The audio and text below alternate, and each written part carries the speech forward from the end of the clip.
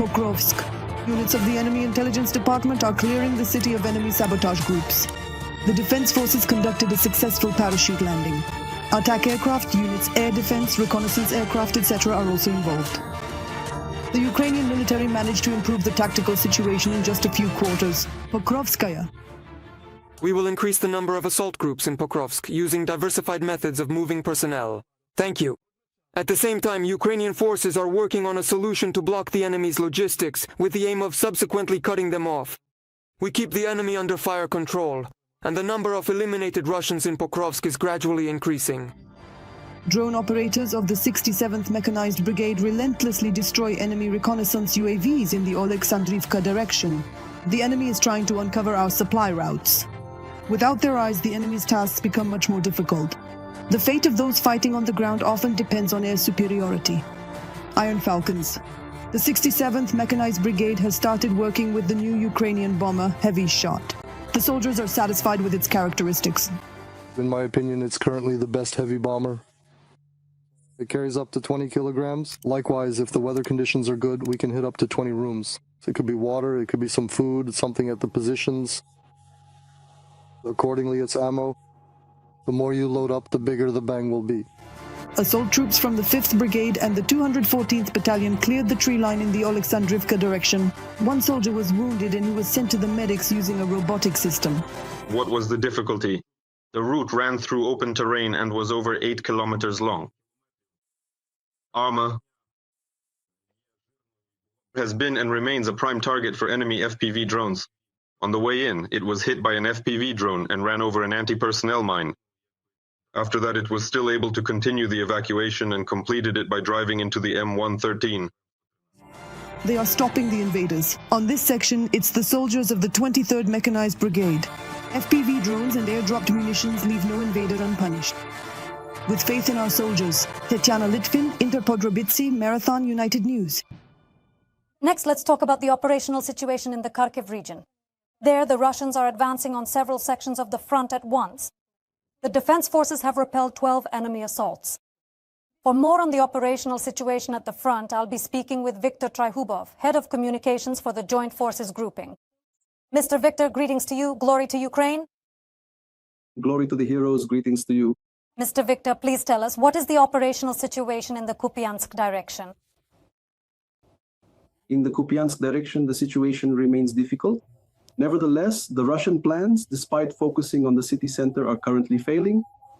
Moreover, there is reason for cautious optimism that even in the northern areas where they try to concentrate their forces, things are now getting a bit tough for them. They were hit with several precise and heavy strikes, as a result of which their offensive there is now stalled. Now they are trying more to bypass the city rather than, as before, directly attempting to break through from the northern areas into the center. The situation is difficult, undoubtedly difficult, but nevertheless, the easy walk they were hoping for is not happening there. And even more so, it's not happening there anymore.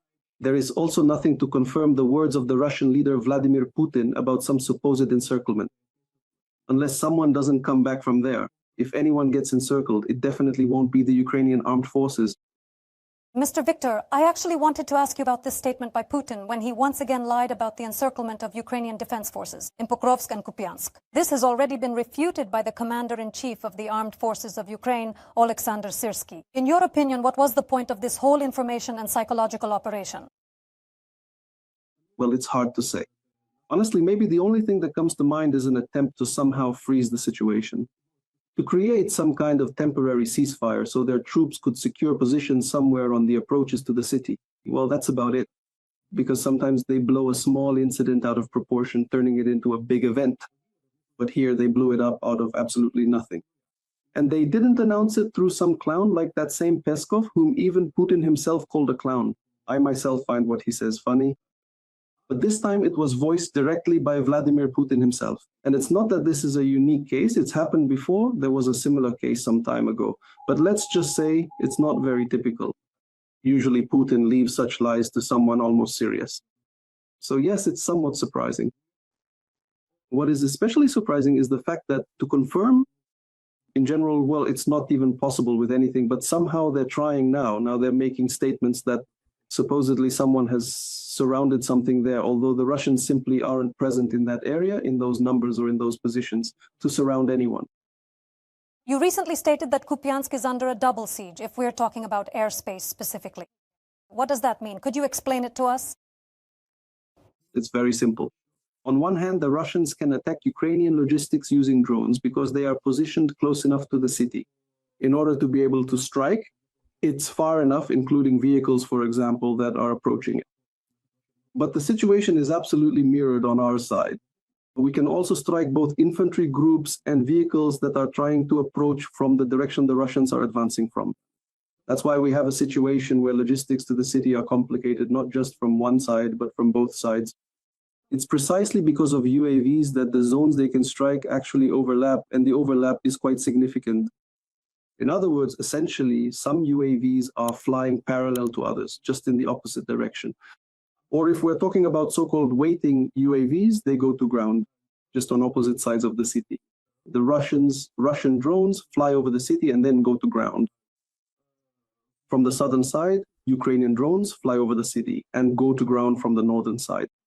So we have this strange situation, but it's typical for this stage of military technology development, when the same city can have drones flying over it from both sides, complicating logistics from every direction at the same time for both sides simultaneously. You already mentioned that the Russians are in the northern districts of the city, but what is the estimated number of Russians there? As of now, reconnaissance reports about 100 people. Well, they're relatively scattered. Not all of them are combat ready, but it's about 100. You have to understand that this isn't a single group sitting together in one big room. It's a number of groups spread out across the northern districts. Regarding the north of Kharkiv region, specifically Vovchansk, what's happening there right now and how?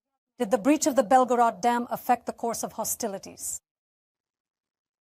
It's tough there. The Russians are trying to actively advance south. It's important to understand that apart from a few solid buildings and factories, the city is mostly destroyed. Fighting has been going on there for 3 years already, and there's little left of the city. And the Russians are actively trying to advance further south. Of course, we're lucky that the incident with the Bilohorivka Dam has made their advance much more difficult. It simply flooded the positions of several Russian brigades, up to 5 brigades. And this has definitely disrupted some of their plans. All the more so now, fortunately, there's almost no flooding left anywhere. Well, there's still a bit, but soon it will be completely gone. And this will complicate the tactics that the Russians are currently using along the entire line of contact. But nevertheless, there are a lot of them there, and considering their significant advantage in artillery and ammunition, they are trying to make full use of it. That's why the situation in Vovchansk is tense right now. Viktor, what is the operational situation in the Lyman direction? Which settlements is the enemy pressing on? Let's look inside ourselves now so that you are not deceived by anyone but Lyman himself. Korovyar, Oleksandrivka, Chandragolovin, these are fairly stable directions where there is fairly stable pressure. But in the case of Lyman, we have a rather wide gray zone, and we have well-prepared positions there with well-prepared Ukrainian units. That's why the situation there is ambiguous. There's a lot of pushing and shoving going on. And the line of demarcation, in fact, with modern warfare, it's already hard to talk about a single line, but let's put it this way. Everything is very dynamic, specifically in the Lyman area. There aren't really any large settlements there. The fighting isn't for towns, but just fighting. It's more within forest belts, within small built-up areas. So it can happen that things move so quickly that even our groups end up behind Russian groups, or vice versa, which also happens. What is the enemy's tactic in these directions we're talking about today? Does it differ from one sector to another? And are the Russians trying to use armored vehicles right now? In our area of responsibility, almost not at all. It's simply not very effective. As far as I know, that's in the area of responsibility of the Eastern Military Group. There near Pokrovsk, they tried again to do something with armored columns, but without much success for themselves. And for us, well, it's minimal. Again, first of all, where would they even use them? Secondly, what's the point? If we're talking about a situation where on the main directions, there's such intense anti-tank activity as there is now, then using armored vehicles is just too costly for you. You won't be able to use them. They'll just be destroyed. And it's the same story really all along the entire front line. The general tactic is a very broad use of drones and infiltration, infantry moving in small groups. This is currently the only thing that works for the Russians or can work given the situation they found themselves in. They have a lot of infantry, a lot of drones, and a lot of ammunition. A lot. So they try to trade all this advantage for kilometers gained. But trying to trade armored vehicles won't work because that would be an exchange with zero result. Mr. Viktor, thank you very much for all this information and for finding the time to talk with us. Let me remind you that we were joined by Viktor Tregubov, Head of Communications for the Joint Forces Group. Thank you.